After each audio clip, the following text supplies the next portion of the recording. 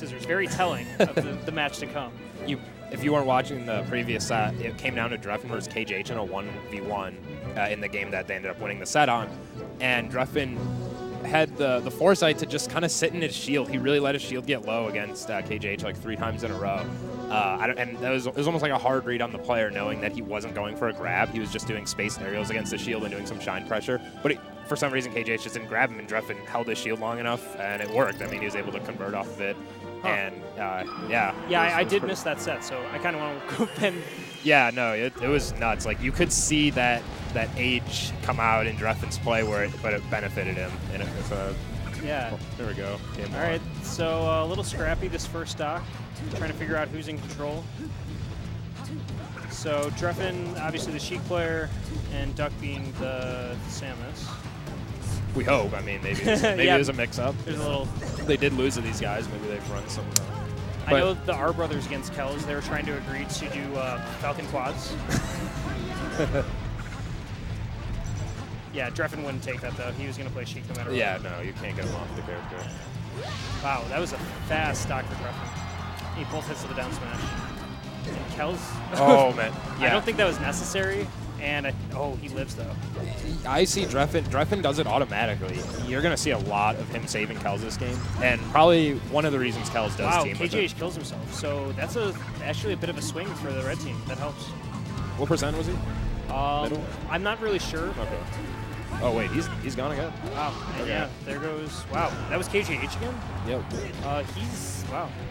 Didn't expect that. I expected him to be the most technically solid of the 4 on the screen. Sometimes he has those slow start. I mean, you got to pick up the pace as the game goes on, and it just seems like a thing that maybe only Drephen and Armada are really the exception to, where they still and Silent Wolf. I mean, I see a lot of the top level Foxes still have difficulties with wave landing and stuff like that. It can take a while to actually get that going. Yeah, I mean, as a Fox player myself, I know it does. You know, it comes in bursts. Yeah, you're on, and then sometimes you're just off. But this game is pretty much dead even. I think red team's a little bit behind in percent. KJH is doing some stuff while Kels does some stuff to Duck. Or I mean, why Drephen does stuff to Duck.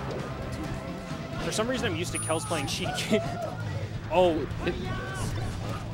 They're very good on the edge together. Yeah, they're playing on it like a circus duo where they're. Yeah.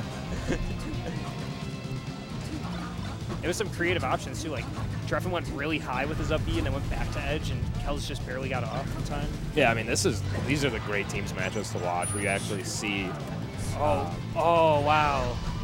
So it's kind of back to even. I think blue team has a bit of a stock lead. If Duck dies though, then it's even again. KJH may have killed him with that, honestly. Nope. Very close though. Did Duck just wall jump that quickly right there? Did I see it?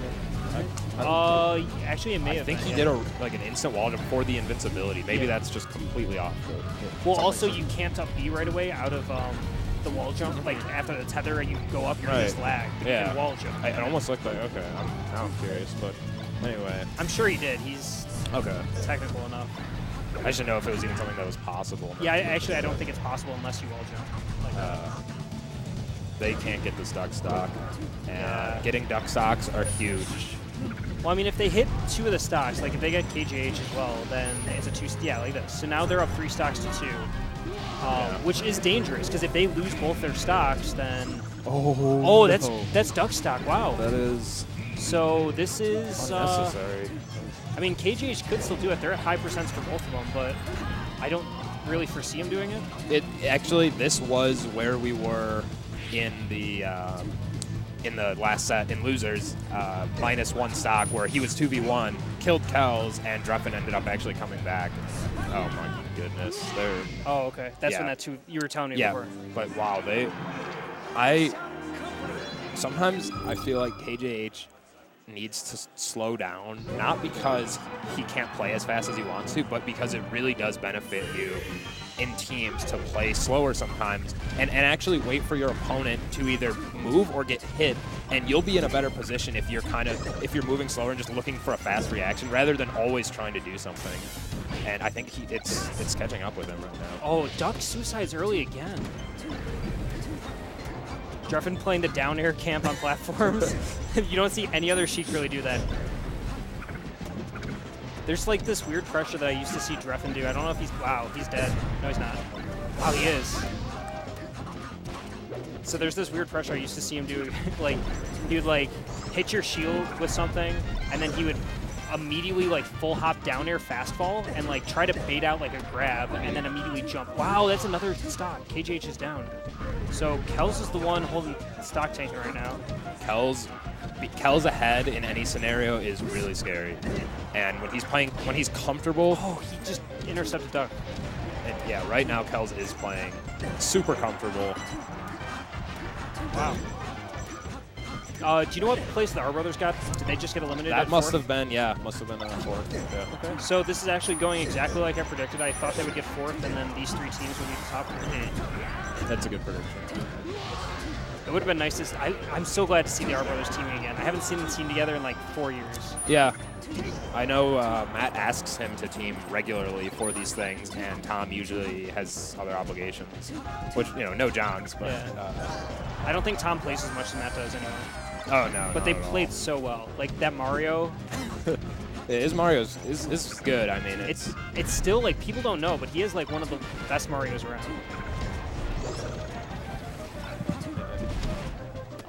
But yeah, back to this game. So red team's up a full stock, and then percent on Duck. That suicide really is costing him. Duck really struggles against Drephen, which is strange because he's so good against Sheik. Yeah, he's so good against like Mewtwo team. Yeah, and I don't know if it's just because he's really big on saying travel, play different play styles, that type of thing, and he'll tell you that himself. He really stresses the importance of getting a good understanding of just how many different play styles there are. And I think this could be the case that he just hasn't. Drephen has such a unique Sheik style that he hasn't seen it that much, and maybe that's why he's struggling. It might also be the fact that it's just the type of style, like how, I don't want to say lame, but it's very basic, and I'm just going to do the kind of the perfect move that's going to give you very few options. Yeah, and the basic stuff has almost become the stuff that's hard to read because you're always expecting these newer options that people do, and he just doesn't do them. Nope. But actually, I play against him now and then, and he does have a lot of the new technologies. So you can't completely just expect Drephen, like, oh, Drephen, he's an old player, he doesn't do anything new. You can't say that either. Yeah, he's made the adaptation. I mean, he understands. I'm not sure if he's shield dropping yet, but give him another 5 years. That's his curve. He's 5 years. Wow, and then this second game looking a lot like the first. Yeah. Wow, that crouch cancel shine on the forward air. I don't want to, I can't question Duck's knowledge of the character, but he keeps trying to pressure when he's recovering with the forward air, and I don't know if that's the best option. I mean, I just don't know. Maybe that is just better than trying to get to the ledge straight up. I think it's a mix-up. Like, he's expecting them to expect that he's going to the edge and then, like, just try to, like, space out on that, sure. And then he just, like, tries to catch them, but then crouch cancel shined him, so nothing you can do there. Fox too good. Somebody in the audience is eating food and making me hungry. Yeah, I'm hungry. KJH looks defeated. He definitely he's an emotionally swinging player, and it's hard. It's really hard to deal with that. Honestly, though, like in singles, KJH is one of my favorite Foxes. Like, he just moves so crisp, and like the stuff he's doing is so progressive. Mm-hmm. I always enjoy watching anyone who plays any character aggressive. I enjoy watching aggressive play. I also enjoy watching meticulous or can't be style. It can be fun to watch in Melee. You just have to be in the right mindset. Yeah. I mean, I enjoyed a Peach Ditto recently that I watched, and it was just hilarious to see it go to time and both of them row off stage and try to like hit each other. Well, I was one of those people that was watching the Mango versus Hungrybox Jigglypuff Ditto back in the day. Mm-hmm. I remember like the stream, like everybody got off the stream. I was like the only person left. Wow. Ooh. And that's actually a good swing for the blue team. Kels just tries to up smash the shield, like that'll work. Drephen gets stuck off. Well, that's what KJH is off. If KJH stays on, it's all good, but if Duck's off stage and KJH is on stage, it's fine. But when KJH gets hit off stage too, then it's like game over. I don't know why he keeps jumping off stage. He's spending too much time like at that edge. And the red team, KJH. Oh, yeah. KJH should just, like, stay on stage, and Drephen's dodge of that was so over the top. He's like, I'm going to air dodge. Flop low dash. So they're actually ahead now. A little bit. I mean, it's yeah, actually. I would call it a slight lead because it's Streamland. It's still going to be tough to kill him. You know, a down smash might not kill here. Yeah.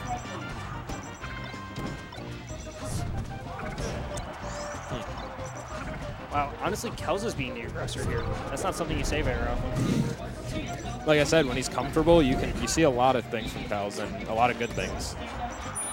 And I think he's just extremely comfortable being up 2-0. I think it's a big thing in Melee. Just being up gives you that confidence. And, it lets you play more relaxed. Yeah. The downside is like it lets you make more risks. So it gives your opponents more opportunities to like come back and do stuff. But it's such a safe advantage that it's.